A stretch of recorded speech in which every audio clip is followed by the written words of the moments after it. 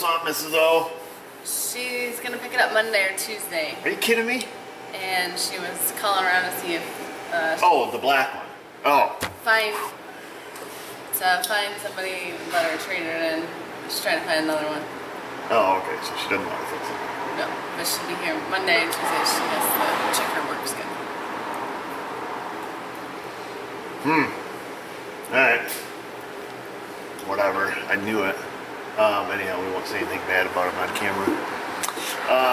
What's the deal with the one that got towed in yesterday? The Escape. That's the one that overheated. The kid was driving it, but they don't know anything. Dad said. Their dad said. Your dad says. Called, said. Talk to the people. But I don't. Talk to the people. They want to know. Ford Escape overheated. Kids was driving it. And then what? Why did? That's the story. That's it? Well. And now it doesn't run? Supposedly the tow company. Oh, say by the mouth. Bye. Anyhow, got an Escape out there. Sounds like it overheated. Sounds like the kids were driving it. And it came in on a flatbed. And the guy that towed it in a tow truck told me he had to put a jump pack on it to get it in neutral. That's all we know. Let's grab a booster pack and go see if we can get it started. And then maybe we'll have to call him. I don't know. Maybe I don't know. That's all we know. You know as much as I know. Well, I believe he's right. The key was on when I came out here, so it's definitely deader at the door now. I do got the old Rockford here. You hook it up.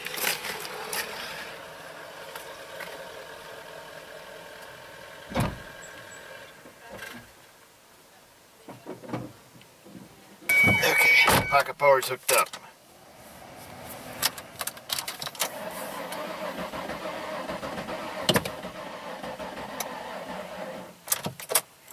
Well, between me and you folks, that does not sound good. Obviously it wouldn't start. Didn't even attempt to start. We better push it in so we can throw a real battery charger on it. Better start with relative compression because it sounds relatively low. Alright, let's go. Oh, this thing rolls easy. You pushing, Vanessa? Oh, watch out for the water hole.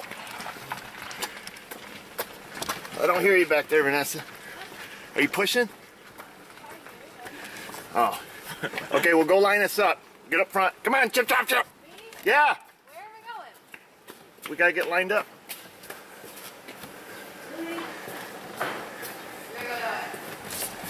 See, now I can move. I have to pushing. There you go, straight. Well, Josh gave up on me. A little bit. Alright, go straight. That's good. Alright, I got her, Josh. Yeah, it's barely moving when I stopped. Oh, yeah. Woo. Alright, well, we got it pushed in, obviously. Rolled pretty easy. I don't know if it's all-wheel drive or not. Maybe two-wheel drive, I don't know. Rolled easy in either case. So I've got the charger hooked on it. I've got it set on nuclear. There's no sense in trying to do any kind of diagnosing whatsoever until we get it, you know, where we're not, you know, screwing around with a charger and a dead battery and all that crap. So I'll let that boost for a little while. It's on 40 amp scale, so don't worry, nothing's gonna go up in smoke. But initial thought is, if it did overheat, I'm thinking it got super hot and they might have cooked it, something mechanical, because cranking over, what it sounded like in the video, but to me it sounds like we've only got a couple cylinders bumping. So immediately just going to start with relative compression. I don't know why we would start with anything else. That's quick and easy, and that's going to tell us right from the get-go. It's got a lot of miles on it, so you know, if we find that there's cylinders low on compression, call the guy, see what he says, see if he wants us to go any further with it, or just flush it. Alright, well, the old girl's been nuking for a while. Got the Varus firing up here, because like I said, we're probably going to do a relative compression test. Or, I mean, actually that's what we're going to do. Let's see if it'll start. I'll crank on a little bit, you know, maybe put it in clear flood mode, see if it will start, see if it does anything. Well, we've got, you know, a good reliable energy source instead of the little pocket power, which is only good for so much.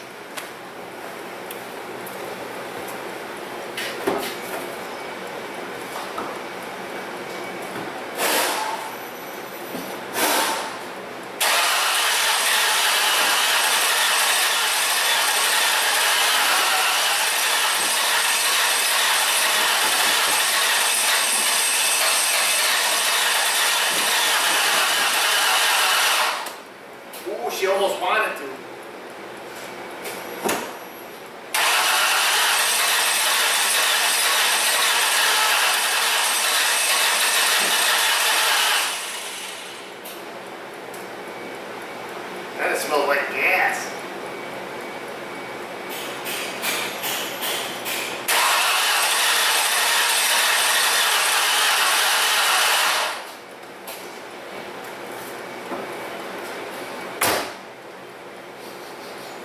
She's kind of acting like she wanted to start.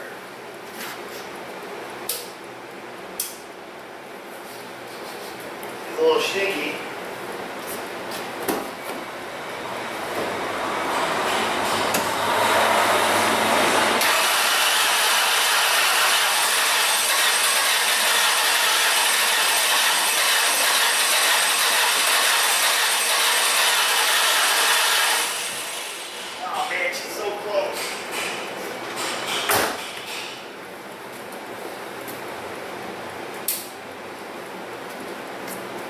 It really wants to start. I'm gonna let the starter cool down for a smidge. We're gonna give this a try again real quick before we get too far. Really wanted to. It wanted it.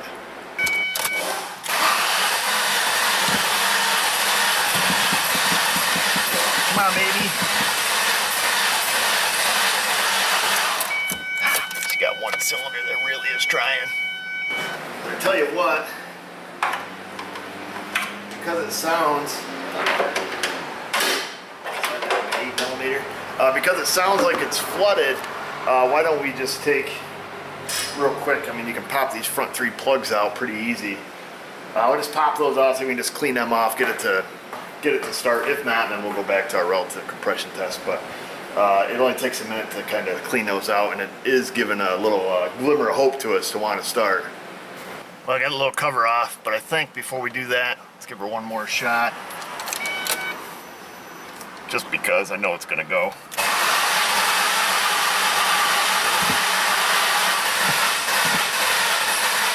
Ooh, she's going.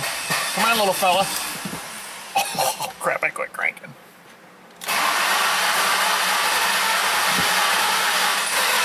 Oh, there she goes. Come on, little guy.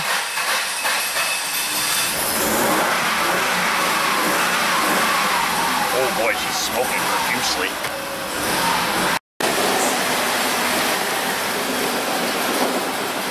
Oh, maybe it's just one little puff. Oh my gosh, it does not sound very healthy.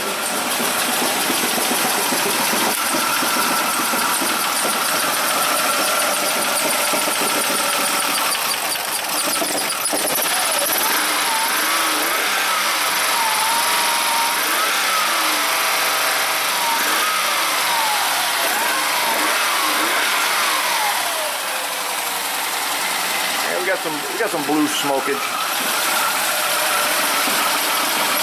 We got, holy crap, look at this. Can you guys see that smoke right there?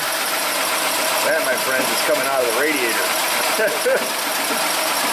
There's your problem, lady. That radiator, that thing is split. See all that smoke? The radiator has a freaking hole blown right through it there. Smells like exhaust gas.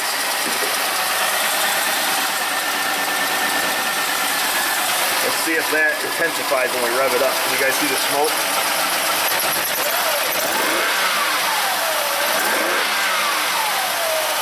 Yes, sir.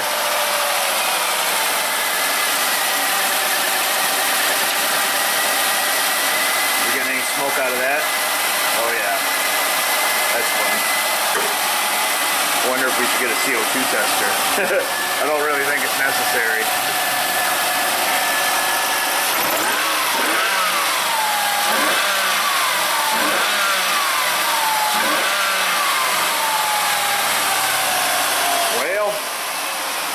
I think we can call it. It's a little bit after 10 o'clock. I think it's time of death for this old girl.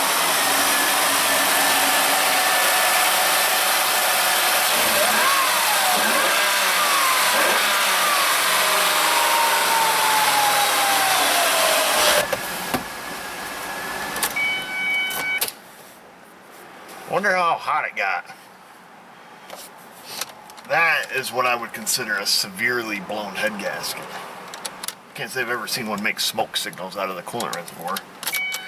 Wonder if it'll start again.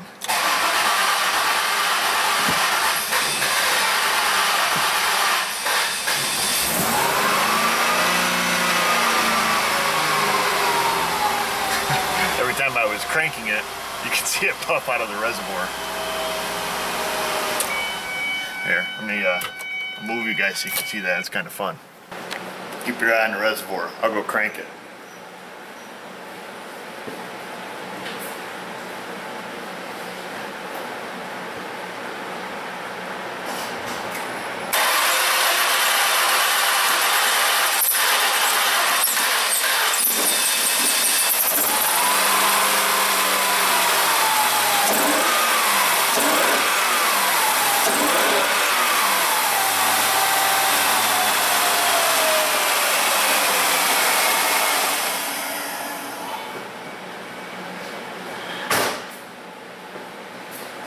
Well then,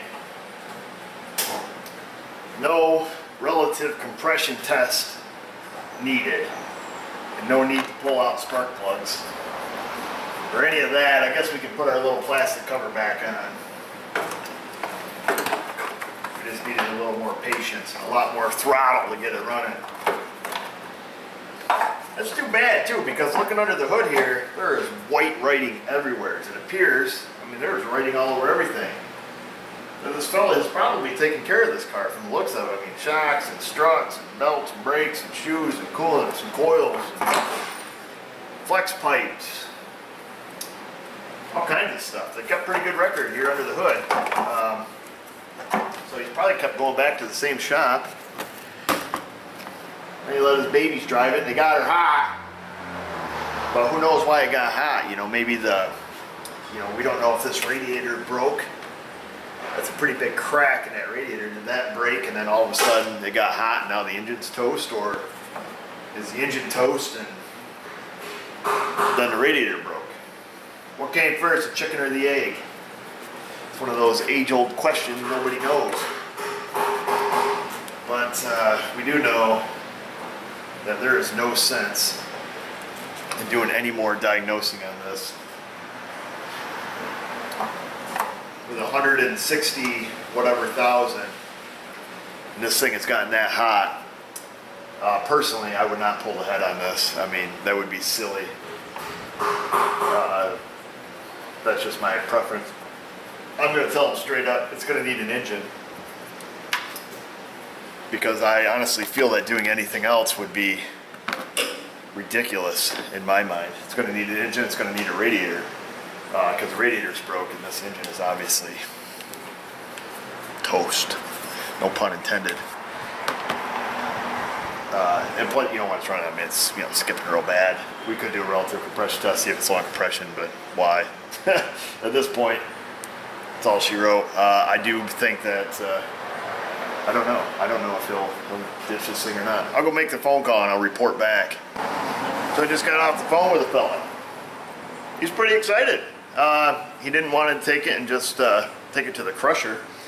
So he wants a price on a used engine. I told him, without having driven the vehicle, I don't know what kind of condition the overall condition of the car is. You know, how it drives, is the hum, pull, shake, shimmy, is the transmission shot. He kind of concurred what we've already kind of gathered here, is that he's taking good care of it. He's already had the transmission replaced at like 100 and some thousand, or repaired or rebuilt, something along those lines. So he says transmission works good. He's got new tires and brakes and stuff on it. So the car overall up until this point has been good. So we're going to quote him on an engine, a used one, and see if we get the job. Even though I walk through the valley of the shadow of death, I shall fear no evil. For you are with me. Your rod and your staff, they comfort me. Well, as you can probably gather, it's going to be laid to rest. The estimate was more than what he wanted to put into it. The used engine for these, for one with about 90,000 miles on it, is about $1,000 just for the engine by the time we get it and have it shipped here. And you know, you're that again to put it in. So, you know, you're looking at about a $2,400 job by the time you include antifreeze, oil, labor, sales tax, you know, that kind of stuff there. It adds up pretty quick. It's about the value of this car, so he doesn't want to get upside down in it. So off she goes, off to rest, off to be made into something new. So it's going to the crusher. I got a guy coming up from the local salvage yard. He's going to give the fella a price on it for what he wants to pay for it. And, you know, they may put an engine in it and resell it. Who knows? He offered it to me for a few $100, but I've got enough irons in the fire. I don't really want to take and put an engine in it and, you know, try to flip it to make a couple $100. Just because I've already got, if I didn't have it, if we were slow right now, absolutely I'd get right on it. But we're pretty busy. We're always pretty busy. And I don't want to just sitting around, to be honest with you, because frankly, I would probably never get it done. But that's just how it is. So, all right, viewers, Google Plus, Facebook, all that business. Check us out there. And just remember, viewers, if I can do it, you can do it. Thanks for watching.